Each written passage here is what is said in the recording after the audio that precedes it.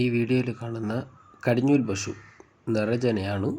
കടിഞ്ഞൂൽ നിറജന നാട്ടിലെ പശു വിൽപ്പനയ്ക്കുണ്ട്. സ്ഥലം തിരുവനന്തപുരം ജില്ലയിൽ പൂവാർ KK ഡയറി ഫാമിലാണ് പശു ഉള്ളത്. ഡേറ്റ് പ്രകാരം 10 മുതൽ 15 ദിവസം വരെ ഇനി ഡേറ്റ് ഉണ്ട് പശു പ്രസവിക്കാനായിട്ട് എന്നാണ് പറഞ്ഞിട്ടുള്ളത്.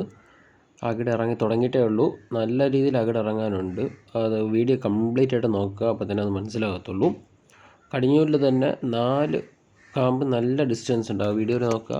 ആ പശുവിൻ്റെ കാമ്പ് 4 കാമ്പിന് 4 നല്ല ഡിസ്റ്റൻസിലുണ്ട്. 4 വലിയ കാമ്പുമാണ്.